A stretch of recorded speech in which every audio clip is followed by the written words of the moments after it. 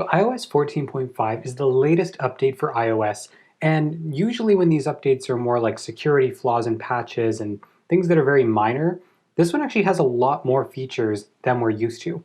So we're going to be taking a look at all of the top features, so let's just get into it.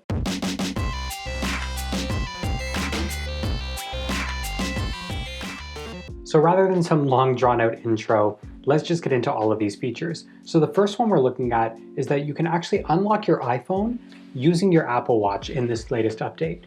And in order to do that, we're going to go to Settings, we're going to go to Face ID and Passcode, enter in your passcode here, and then as you scroll down, you're going to see the option to unlock with Apple Watch with your Apple Watches listed, and you can just turn that on. Now, this doesn't actually mean that it's going to replace Face ID or Touch ID in any case. It's actually meant to help you if you have a mask on. Just like right now when iOS can recognize when you have a mask and it pulls up your passcode faster, if you have this feature turned on, it's actually going to unlock automatically using your Apple Watch. And it also provides a nice haptic feedback so that it'll vibrate on your wrist to let you know that it's unlocking, similar to what it does on the Mac when it unlocks for you.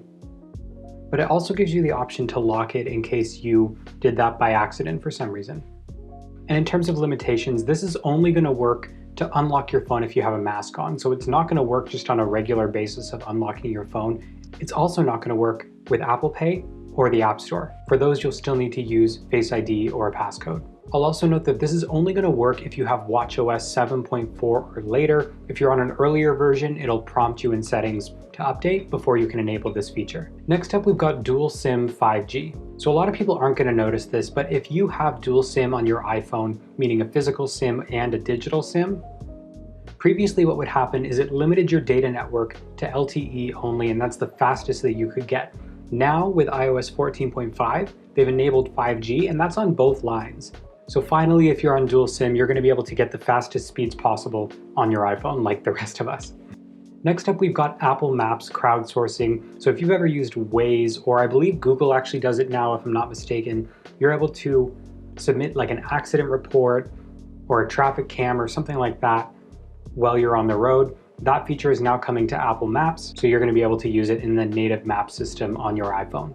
From what I can tell, it's not a thing in Canada, that's why I'm showing you this screenshot here, but let me know in the comments if it's active for you yet.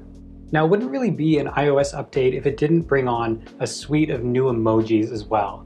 In fact, 217 new emojis are coming to the iPhone. It's too many to go through, so I'm going to pull up this website, which you're going to see on the side here as we go through all of them in a little bit more detail.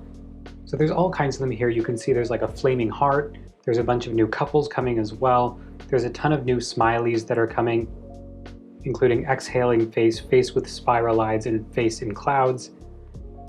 There's a bunch of new hearts that are coming, including heart on fire and mending heart.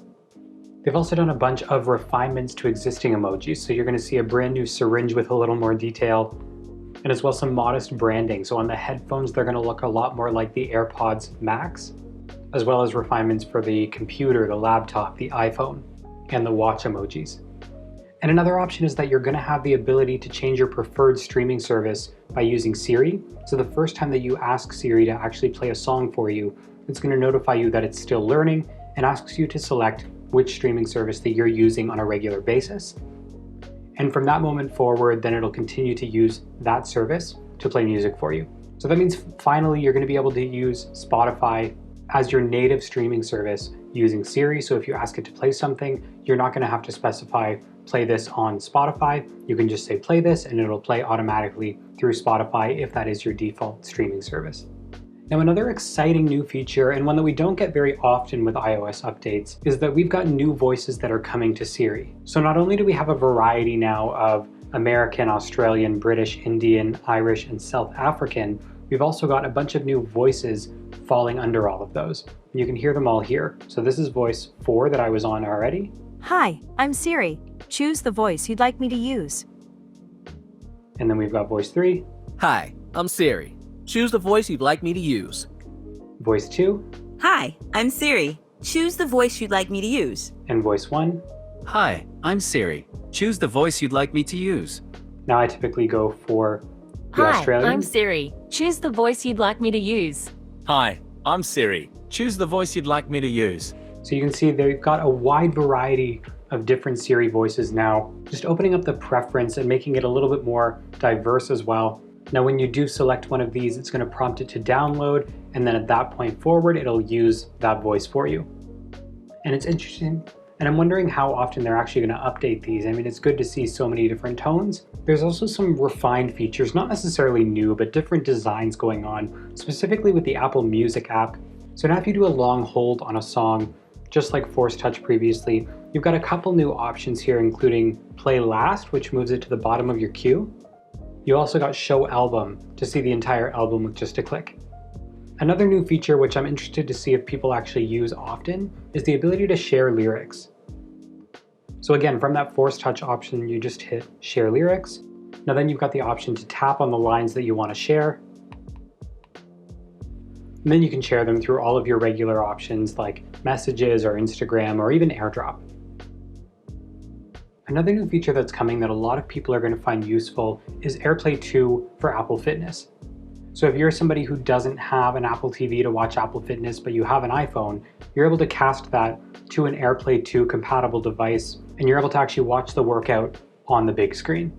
Now the drawback here is that it's not going to relay the Apple Fitness stats on screen. That only works if you're using the Activity app, but you will still be able to do the entire workout on screen. And another new feature is expanded controller support. So now you're going to be able to use your PS5 controller or your Xbox controller with your iPhone or Apple TV, which is going to be really fantastic for Apple Arcade. And another one is Apple Card family support. Now this isn't something that we're able to use in Canada at all yet. We don't have Apple Card, but for those of you who do in the US or anywhere else in the world, you're going to be able to open up your Apple Card for family access. So you're actually able to share that account with the rest of your family.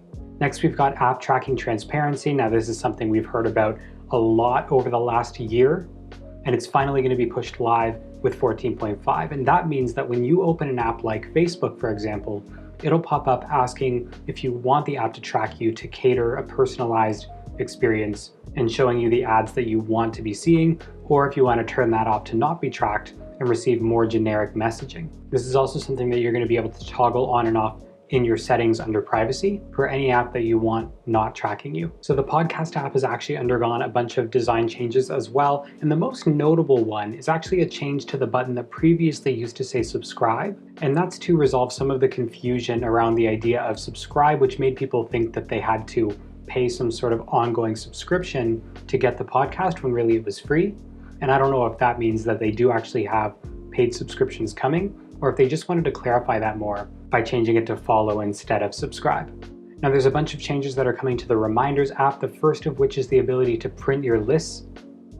So if you have a to-do list that you want to make your way through, you can just print it and check those off.